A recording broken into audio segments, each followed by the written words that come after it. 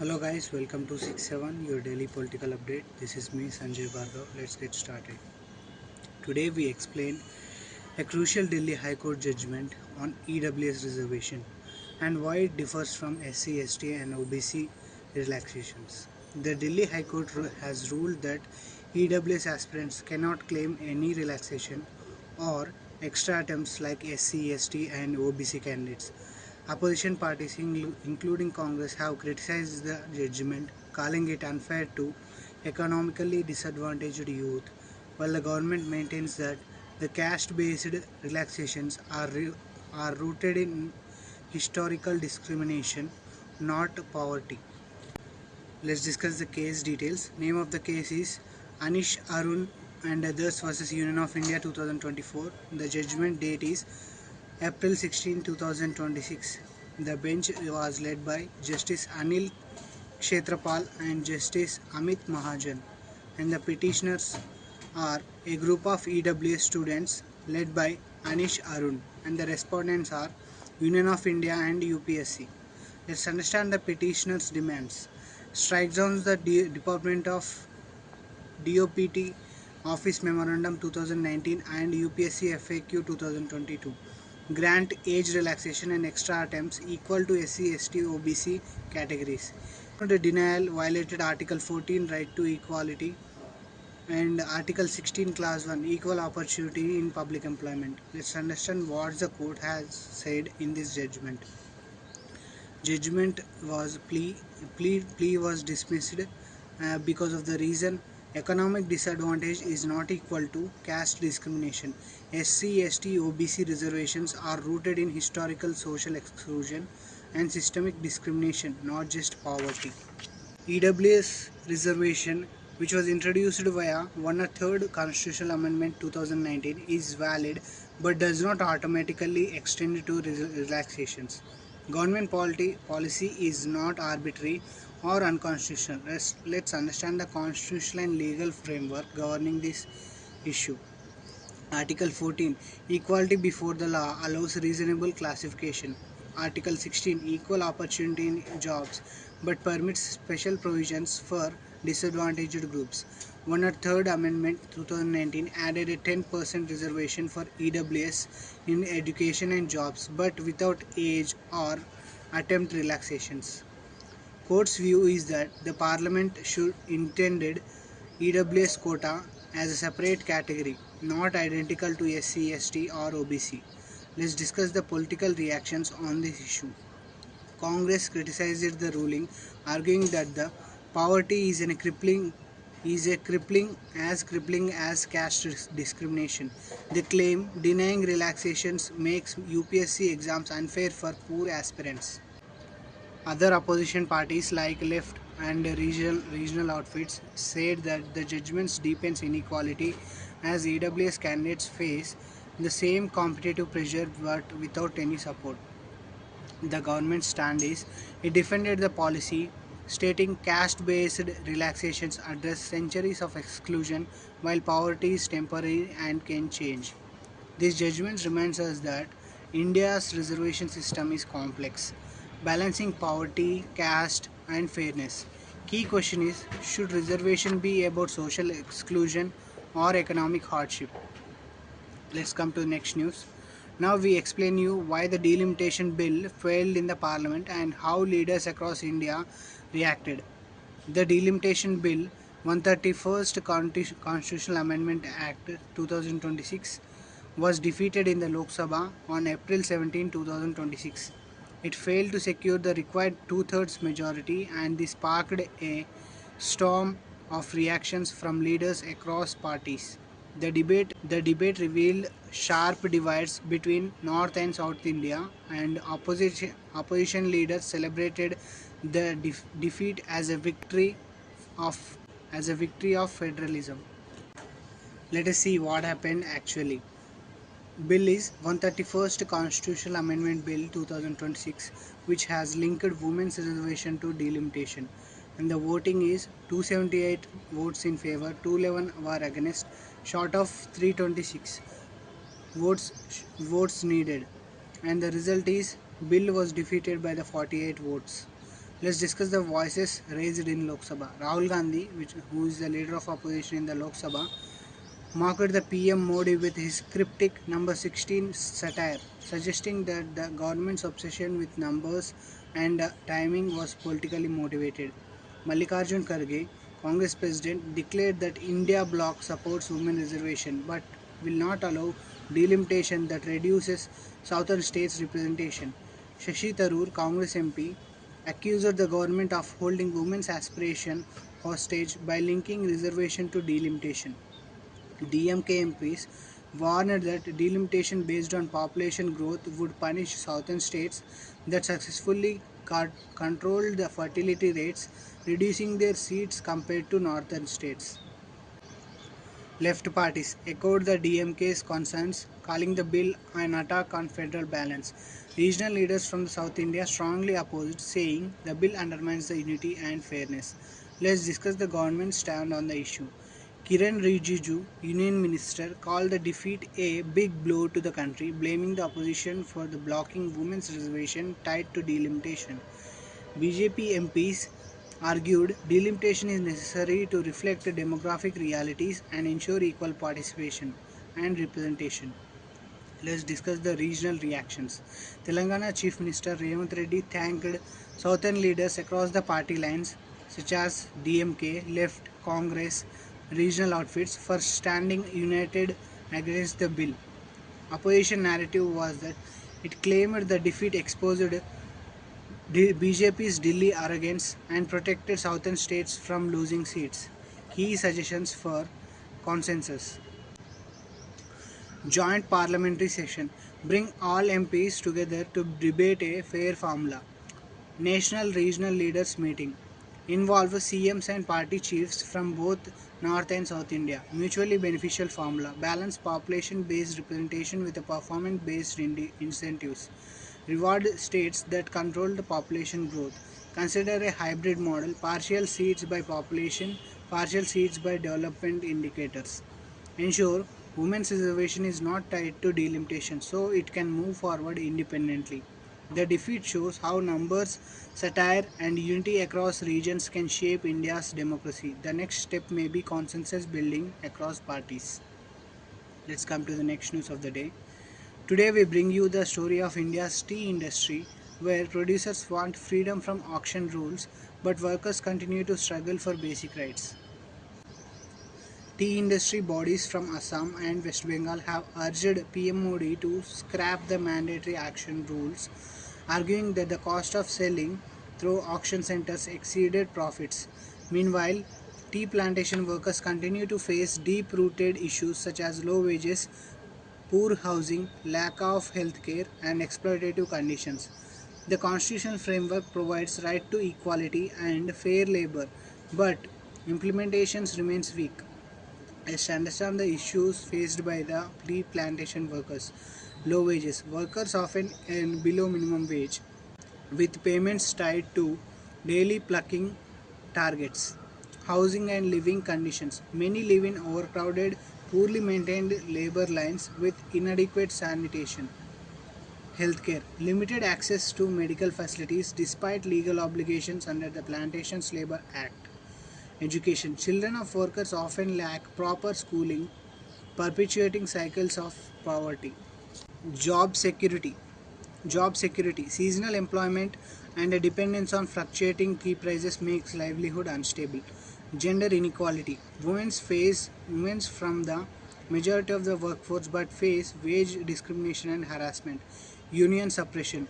Attempts to organize for better rights are sometimes resisted by the management. Let's understand the constitutional and legal framework governing this issue. Article 14, Equality before the law, guarantees equal protection, but workers argue discrimination in wages and benefits. Article 21, Right to life, includes right to dignified living conditions, often violated in plantations. Article 23, Prohibition of forced labor, relevant where exploitative practices exist. Plantation Labor Act 1951 mandates housing, health care, education, and welfare facilities for workers. Minimum Wages Act 1948 ensures fair pay but enforcement is weak in tea states. International Labour Organization conventions. India is a signatory to the Conventions of Fair Labour, though compliance is patchy. Let's understand the tea body's demand to PM Modi. Mandatory auction rule. Current law requires 50% of the tea to be sold via public auctions. Problem is that auction costs such as transport, commission, delays or often exceed net profits. Request is that producers want freedom to sell directly. Producers want freedom to sell directly to buyers, work exporters or through private contractors for better margins. The impact is flexibility could improve profitability, but workers fear producers may cut cost further at their expense. Key suggestions for improving the tea industry. First, reform auction rules. Allow flexible selling options while ensuring transparency. Strengthen workers' welfare. Strict enforcement of Plantation Labour Act provisions on housing, healthcare, and education. Fair wage policy. Regular revision of minimum wages to match inflation and living cost. Skill development. Training programs for workers to diversify income sources beyond tea. Gender equity measures. Equal pay enforcement and protection against workplace harassment. Public-private partnerships. Encourage corporate social responsibility initiatives for schools, hospitals, and housing in tea states. Export and branding support. Governments help in marketing Indian tea globally to boost profitability. Balanced policy. Ensure reforms benefit both producers and workers, not at the cost of the one another. The debate is not just about auction, it's about balancing profits with people's rights. Let's come to the next news of the day. Today we explain how Tipra Mota party swept the tribal council polls in Tripura and what this means for India's tribal governance. Tipra Mota party led by Pradyot Kishore Manikya Debbarma has scored a massive victory in the Tripura tribal areas autonomous district councils elections, winning 24 out of 28 seats. This win strengthens its demand for greater Tripura land and highlights the importance of tribal self-governance under India's constitutional framework. Let's understand how tribal councils are governed. The Tripura Tribal Areas Autonomous District Council, which is established under the 6th schedule of the Indian Constitution, which provides for autonomous district councils in tribal areas of Assam, Meghalaya, Tripura and Mizoram. Structure is that councils have elected members with power over land, forest, water, agriculture, health, education and local governance. Autonomy. They can make laws on tribal customs, land ownership and resource management subject to approval by the governor. And the purpose of these autonomous district councils are to protect the tribal identity, culture and ensure self-rule within the state framework. Let's understand the constitutional and legal framework governing this issue. 6th schedule article 244 and 275 grants a special autonomy to tribal councils. Tripura Tribal Autonomous Administrative District Councils Act 1979 specifically governs Tripura's tribal council. Powers are control over local administration, taxation and development programs in tribal areas. Safeguards are Governor and President retains oversight to ensure harmony with state and national laws. Let's understand what Tripura Mota win means for Tripura. Dominance. Winning 24 out of 28 seats makes Tripura Mota party the undisputed voice of the Tripura tribal population. Great Tripura land demand. The party was formed in 2020 with the demand for a separate state or greater autonomy for indigenous Tripuris. Political impact. Weakens BJP and other national parties in tribal areas, consolidating regional identity politics. The governance is Tripura Mota now controls policy decisions in tribal regions, including land rights, welfare schemes, and cultural preservation. The landslide victory shows how tribal councils are not just local bodies but powerful institutions shaping India's democracy. Let's come to the next news of the day. Today we uncover the shocking TCS Nashik issue where workplace safety and corporate accountability are under the scanner. The TCS Nashik issue refers to a major workplace scandal at Tata Consultancy Services Nashik office where multiple female employees alleged sexual harassment and religious coercion by senior staff. The controversy has led to 9 FIRs, several arrests, and suspension of accused employees, raising serious questions about corporate accountability. Let's understand what happened. Initial complaint in 2022 to 2023, women employees reported harassment and coercion through the HR channels, but action was allegedly delayed. And the re-escalation in 2026, multiple victims came forward, leading to 9 FIRs and arrest of senior team leaders. Allegations are sexual harassment and abuse, pressure to adopt Islamic practices and alleged forced conversion attempts, HR inaction and cover-up of complaints. And the police action is arrest of 6 employees including team leaders with a special investigation team probing the case. Let's understand the corporate and legal framework governing this issue. TCS statement is that it adopted a zero tolerance policy and suspended accused employees and promised full cooperation with police. And the legal framework is IPC, provisions against sexual harassment, assault and religious coercion. Police Act 2000, Prevention of Sexual Harassment at Workplace Act 2013 mandates internal complaints committees at workplaces to address sexual harassment. Constitutional rights, Article 21, right to life, and Article 25, right to freedom of religion. Key suggestions for improving the corporate responsibility. First, workplace safety and ethics. Enforce strict compliance with the Post Act, that is, Prevention of Sexual Harassment at the Workplace Act 2013. Set up independent grievance redressal committees outside the company HR to avoid bias. Regular audits of workplace culture to detect harassment, discrimination, or coercion. Second, transparency and accountability. Mandatory public reporting of workplace complaints and resolutions. Introduce whistleblower protection laws to safeguard who reports misconduct. Independent third-party investigations in cases of harassment or abuse.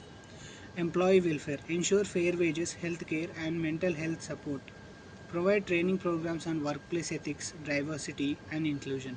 Encourage employer unions or councils for collective bargaining and representation. Fourth, corporate governance. Board level ethics committees to oversee complaints with labor and human rights laws. The executive bonuses to ethical performance, not just financial results. Adopt global best practices from International Labour Organization conventions and UN Sustainable Development Goals. Fifth, legal and constitutional safeguards. Article 21, right to life and dignity, which says companies must respect dignity in workplace policies. Article 14 says that equality before the law, no discrimination in hiring, promotions, or treatment. Labor laws strengthen the enforcement of the Industrial Disputes Act, Minimum Wages Act, and Prevention of Sexual Harassment Act 2013. India's workplaces must be safe, fair, and dignified. Corporate responsibility is the bridge between profits and people. Let's come to the next news. Now we bring you the tragic story of the Vedanta plant blast in Chhattisgarh, where workplace safety has come under serious question. On April 14, a massive boiler blast at Vedanta's power plant in Singitharoi village, Shakti district, Chhattisgarh state, killed at least 23 workers and injured dozens more. The explosion was triggered by a rupture in a high-pressure steam pipeline, releasing scalding steam and causing severe burns. Investigation point to technical lapses and poor safety monitoring. Let's understand what happened. On April 14, 2026, Singitarai village, Sakti district, Chhattisgarh, a boiler tube carrying high pressure steam ruptured, leading to a powerful blast. Death toll has risen to 23. Victims included from West Bengal, Jharkhand, Bihar, UP, MP, and Chhattisgarh. Eyewitnesses described the explosion like a missile strike. Let's understand the investigation and response. The cause is the preliminary probe found excessive accumulation of pressure in the boiler pipeline. Authorities such as Chief Inspector of Boilers and District Administration are investigating safety lapses. Government reaction is that Chhattisgarh Chief Minister expressed grief and promised an impartial probe. Corporate response is that Vedanta Limited has pledged cooperation but faces criticism over safety standards. Let's understand why it matters. Worker safety highlights poor enforcement of industrial safety laws in India. Corporate accountability raises questions about Vedanta's complaints with boiler safety regulations. Legal framework Factories Act 1948 mandates safe working conditions. Boilers Act 1923 requires regular inspection of boilers. Constitutional rights Article 21 Right to life extends to workplace safety. The Vedanta blast is not just an accident, it is a call for stronger corporate responsibility and worker protection. Leaving you on that note, thank you for watching.